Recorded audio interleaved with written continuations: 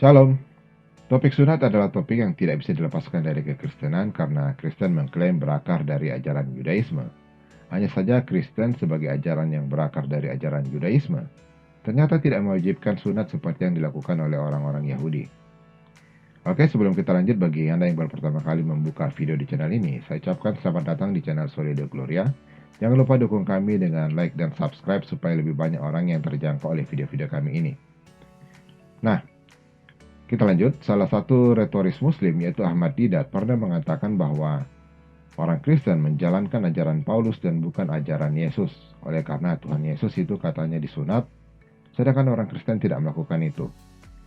Ahmad Didat berdalih bahwa apa yang baik bagi Tuhanmu seharusnya baik bagimu.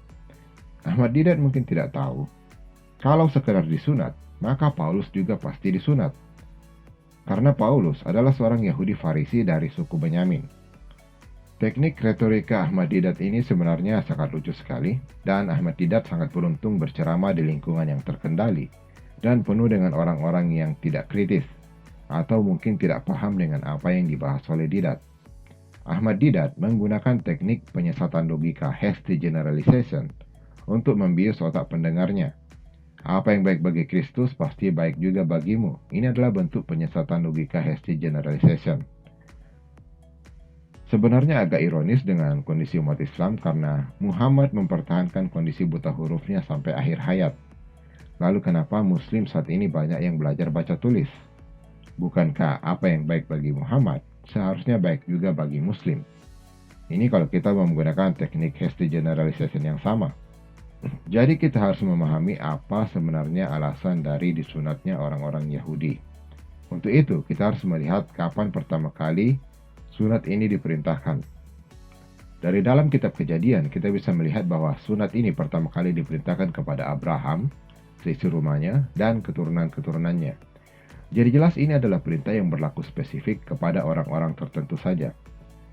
Kenapa Allah memerintahkan Abraham untuk menyunat semua laki-laki dalam rumahnya dan keturunan-keturunannya? Karena itu akan menjadi materi perjanjian antara Allah dengan Abraham beserta keturunan-keturunannya. Abraham akan mendapatkan keturunan yang sangat banyak jumlahnya, dan tanah Kanaan akan menjadi hak warisnya bagi keturunan-keturunannya jika mereka menaati materai perjanjian tersebut. Jadi di sini ada sebuah perjanjian di mana pihak kedua akan menerima sesuatu dari pihak pertama jika pihak kedua melakukan hal yang diinginkan oleh pihak pertama. Nah, saya berikan analogi. Jika di sebuah kantor ada seorang bos yang menggunakan jasa leasing mobil, dan bos ini bisa menggunakan mobil MPV terbaru selama dia rutin membayar cicilannya setiap bulan. Lalu kemudian datanglah debt collector dari jasa leasing ke kantor tersebut, dan dia mendatangi seorang karyawan, sebut saja namanya Dani.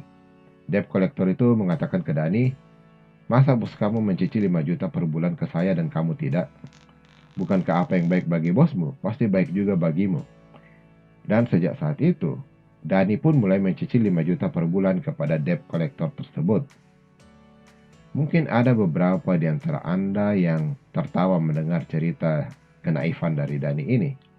Tapi saya mau mengingatkan bahwa ini sebenarnya terjadi di dunia nyata. Ada banyak sekali orang yang melakukan kenaifan yang sama. Orang lain yang mengikat perjanjian, orang lain yang menerima manfaat dari perjanjian tersebut, namun dia dengan sukarela melakukan kewajiban dari perjanjian tersebut tanpa menerima apapun juga. Kita yang hidup di zaman modern tentu tahu bagaimana pentingnya sunat untuk higienitas bagi orang-orang yang tinggal di daerah yang sulit air. Kalau mau berasumsi, maka mungkin ini yang menjadi alasan dari Allah menjadikan sunat sebagai materai pengikat perjanjian. Karena untuk mendapatkan keturunan dalam jumlah yang besar, maka keturunan Abraham harus sering melakukan perkawinan. Jadi sepertinya Tuhan menjadikan ini sebagai syarat agar rencana ini bisa berjalan dengan baik. Keturunan Abraham harus melalui masa perbudakan di Mesir, dan justru pada masa perbudakan ini mereka berkembang menjadi bangsa yang sangat besar. Mungkin kisahnya akan berbeda jika mereka tidak melakukan sunat. Mungkin mereka akan terkena sakit penyakit yang justru membawa kematian bagi mereka. Tapi sekali lagi ini hanya asumsi saja. Yang jelas sunat adalah materai dari sebuah perjanjian yang wajib dilakukan oleh keturunan Abraham yang menerima manfaat dari perjanjian tersebut. Jadi Kristen tidak wajib melakukan sunat karena Kristen tidak terikat dengan perjanjian ini. Sesederhana itu. Nah, sekarang yang jadi masalah adalah apakah Paulus yang tidak mewajibkan sunat? Tentu saja bukan. Roh Kudus atau Allah sendiri yang melakukan itu. Di dalam Kisah Para Rasul kita bisa membaca bahwa Roh Kudus juga memberikan karunia-Nya atas bangsa-bangsa lain yang tidak bersunat. Jadi melihat bahwa bangsa-bangsa lain juga dikaruniai oleh Roh Kudus, maka Petrus membaptis mereka semua tanpa mewajibkan mereka melakukan sunat. Ini berbeda dengan apa yang terjadi di Islam jika ada non-muslim yang menjadi mualaf dan belum disunat, maka akan diperintahkan untuk melakukan sunat. Nah, oleh karena orang-orang non-Yahudi yang bertobat ini tidak disunat, maka bermunculanlah kelompok Kristen Yahudi yang mendesak mereka untuk melakukan sunat menurut tuntutan hukum Yahudi.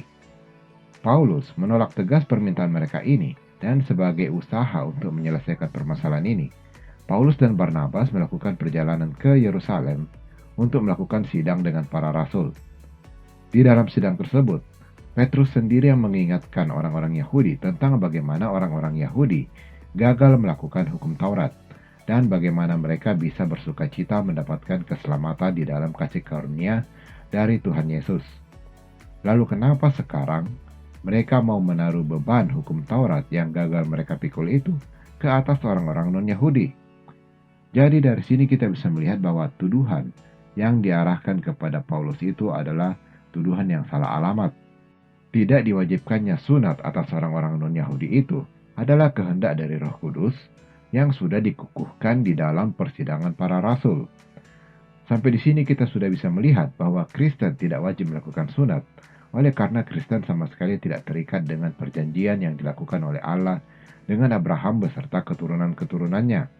Dan hal ini atas pernyataan Roh Kudus sendiri dan sudah diamini oleh sidang para rasul. Jadi bagi Kristen sama sekali tidak ada polemik dalam permasalahan sunat ini. Oke, sampai di sini dulu penjelasan kami tentang kenapa sunat tidak wajib bagi laki-laki Kristen. Sampai jumpa di video kami yang lainnya. Salam Solideo Gloria.